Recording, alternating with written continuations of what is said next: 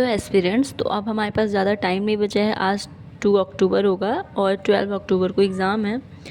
तो फास्ट भी रिवीज़न करना है, क्विक रिवीज़न करना। आई होप कि आप सब कुछ सेल्फ भी कर रहे होंगे और जो मैं हेल्प कर पा रही हूँ वन बाय वन। तो आज है हमारा चैलेंज डे नंबर 37, जो कि है 50 डेज़ का। और हम मेडिएवल हिस्ट्री पढ़ रहे हैं। तो हमने तुगलक डायनेस्टी पढ़ रहे थे अभी तक, मोहम्मद बिन तुगलक के बारे में पढ़ा। अब क्योंकि इब्न बतूता, अगर आपने हिस्ट्री पढ़ी है ना, तो इब्न बतूता अगर आपने पार्ट में नहीं पढ़ा है कि एंशिएंट हिस्ट्री है, मेडिएवल हिस्ट्री है या मॉडर्न हिस्ट्री है, तो भी आपने शुरू में स्कूलिंग टाइम में भी इब्न बतूता के बारे में सुना होगा। तो इसका जो टाइमिंग है वो 1333 टू 1347 है। ये अफ्रीकी यात्री था इब्न बतूता जो है। और ये ना इम्पॉर्टेंट इसलिए है क्योंकि ये मोहम्मद बिन तुगलक के काल में आया था भारत। और मोहम्मद बिन तुगलक का जो है टाइमिंग है 1325 टू 51। और मोहम्मद बिन तुगलक जो है इससे प्रभावित होकर इसने दिल्ली का काजी नियुक्त किया था इब्न बतूता को। इब्न बतूता ने बुक जो लिखी थी वो है किताबुल रेहला। जो सल्तनत काल के डाक व्यवस्था के बारे में है उसका विस्तृत मतलब ब्रीफ नॉलेज, जो जानकारी जो है, वर्णन जो है, वो इब्न बतूता ने की है। और हमें इब्न बतूता की यात्रा वृत्तांत से ये चीज़ प्राप्त होती है। मोहम्मद बिन तुगलक ऐसा सुल्तान था जिसने हिंदुओं के त्योहारों पे मुख्य मतलब मेनली उसने होली में पार्टिसिपेट किया था। इसलिए जो गैर तुर्क और भारतीय मुसलमान जो भी थे नियुक्त किया था उसने। गैर तुर्की या फिर भारतीय मुसलमानों को भी उसने सरकारी पद पर नियुक्त किया था। इसी के कारण बरनी जो है काफ़ी कटु वर्ड इसके लिए बोलते हैं, जैसे छिछोरा, माली, जुलाहा, नाई, रसोईया।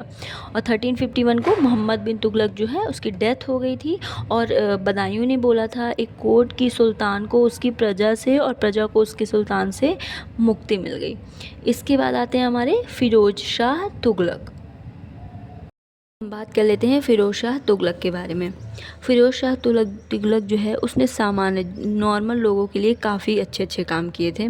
उसने नियुक्ति के लिए दफ्तर खोलकर, मतलब जहाँ पे रोज़गार मिलता था, जितने भी लोग थे उनके कैपेसिटी, योग्यता के आधार पर, पूरी जांच के आधार पर जॉब दिलवाने का काम स्टार्ट करवाया था।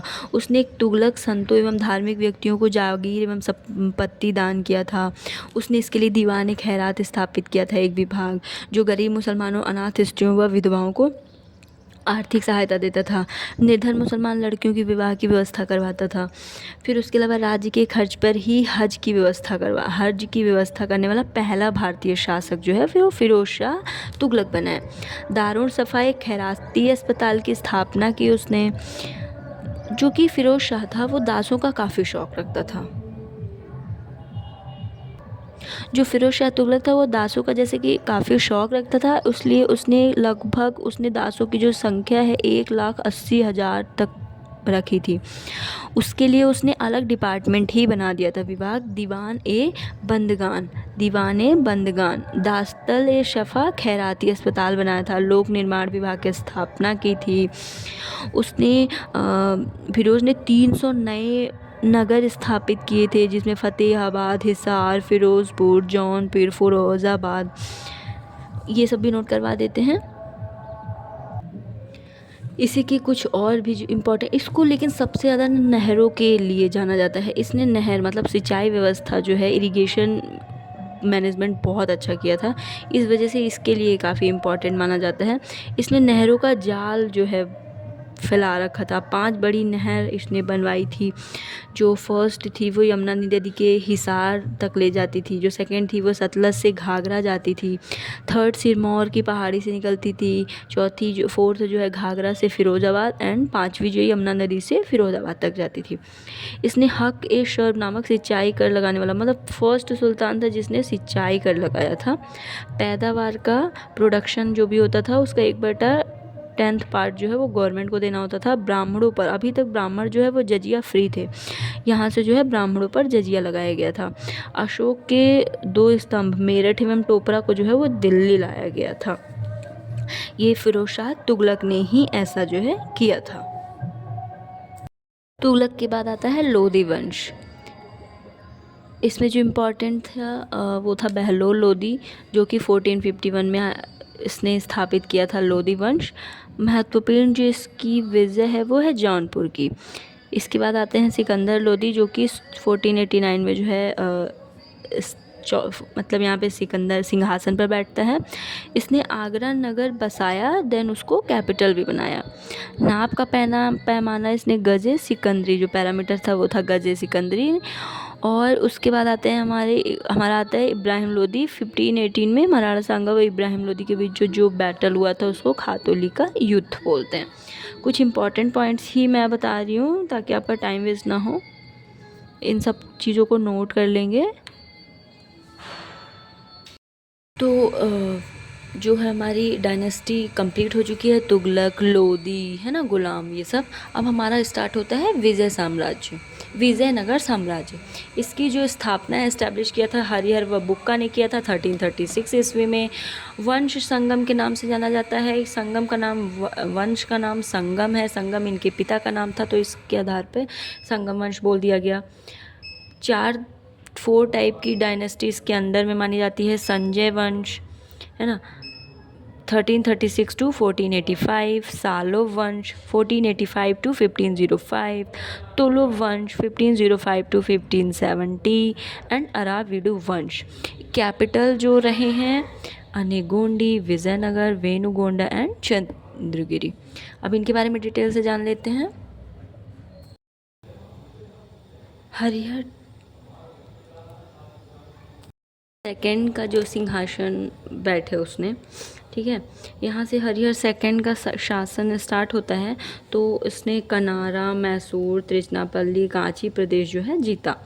बड़ी विजय हुई बेलगांव और गोवा छीनना, इसने सबसे बड़ी विजय इसकी मानी जाती है। देवराय, क्योंकि इसका सबसे लास्ट जो है देवराय को माना जाता है। इसको पदच्युत करके नरसिंह जो है वो सल्लव वंश की स्थापना करता है।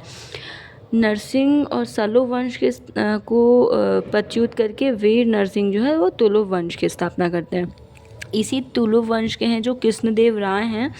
कृष्णदेव राय का जो टाइम है वो काफ़ी बड़ा माना जाता है। गोलकुंडा का युद्ध, गोलकुंडा के सुल्तान कुली कुतुब शाह के साथ ये लड़े थे।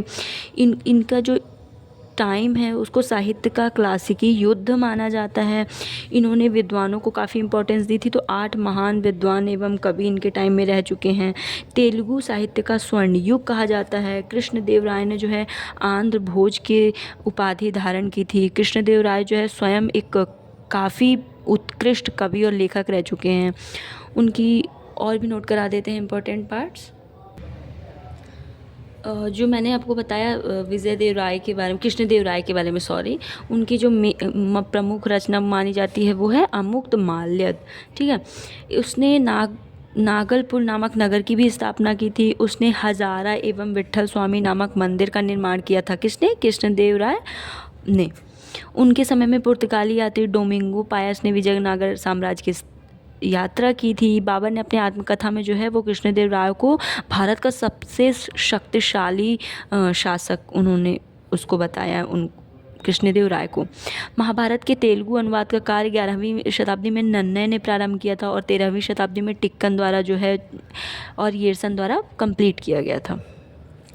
1565 का जो है वो तालीकोट का प्रसिद्ध युद्ध है, जो कि बीजापुर, अहमदाबाद, गोलकुंडा और बीदर की संयुक्त सेनाओं ने विजयनगर को पराजित कर दिया था।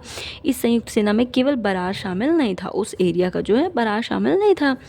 उसके बाद जो है वास्तविक जो तालीकोटा के युद्ध के समय जो विजयनगर का शासक था वो सदाशिव राय था, जो कि 1543 to 1570 था। लेकिन वास्तविक जो शासक माना जाता है वो राम राय के हाथों में था। उसके बाद जो है अराविडु वंश की स्थापना होती है 1570 में, जो तिरुमल ने की थी। वेंकट सेकंड राजा वेडियार का समकालीन था और इसी के टाइम पे इसी ने जो है वेंकट सेकंड जी जो है उसने ही 1612 में मैसूर राज्य की स्थापना की थी। विजयनगर राज्य में राजस्व का सर्वाधिक महत्वपूर्ण स्रोत जो था वो भूमि कर था, मतलब लैंड टैक्स जो था, लैंड टैक्स जो था वो इनकम का मेन सोर्स था विजयनगर टाइम में। और इनके जो राजस्व का वो मुख्य सोर्स जो था वो था भूमि कर। उपज का 1/6 भाग जो है वो भूमि कर के रूप में लिया जाता था। शिष्ट जो है वो राज्य आय का प्रमुख सोर्स था, है ना। शिष्ट जो है वो एक कर था प्रमुख सोर्स के रूप में। केंद्रीय राजस्व विभाग को अठावने कहते थे, है ना। अठावने मतलब अस्वस्थन या अथवन। हम्पी टेम्पल इस टाइम का इम्पॉर्टेंट है। विट्ठल मंदिर जो है कि हम्पी में है, उसको कृष्णदेव राय ने बनवाया था, तुलु वंश के जो थे। इस मंदिर में लगभग 56 तक्षित स्तंभ जो है वो संगीतमय स्वर निकालते हैं। मतलब ऐसा है कि संगीत सुनाई देता है उसके स्तंभ से। तो ये हमारा कंप्लीट हो गया विजयनगर साम्राज्य। डायनेस्टी के बारे में बात करी कि दिल्ली सल्तनत के टाइम में जो स्लेव डायनेस्टी थी वहाँ से स्टार्ट होता है मेडिएवल हिस्ट्री का पार्ट।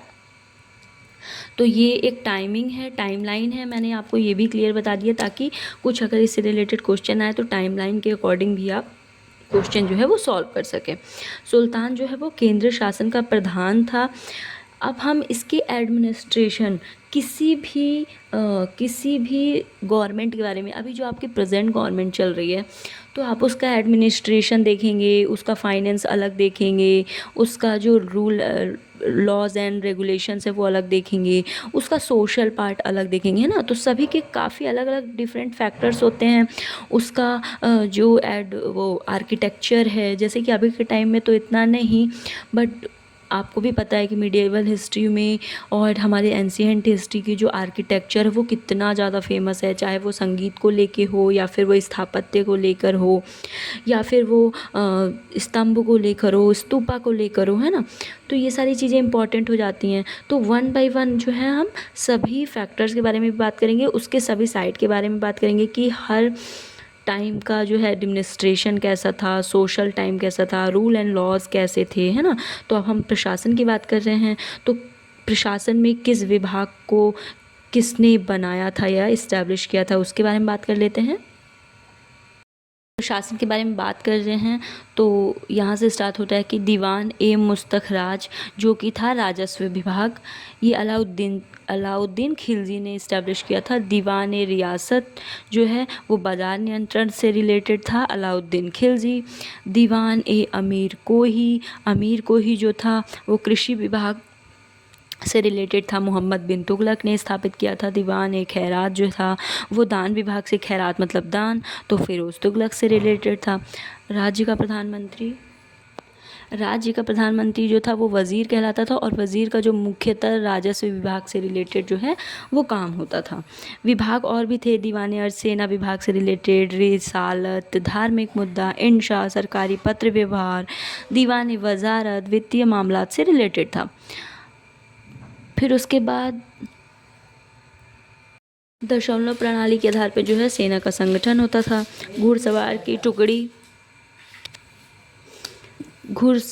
की जो टुकड़ी का प्रधान होता था उसको शेर खेल बोलते थे। 10 शेर खेल इजकल टू 1 सिपह सालार होता था।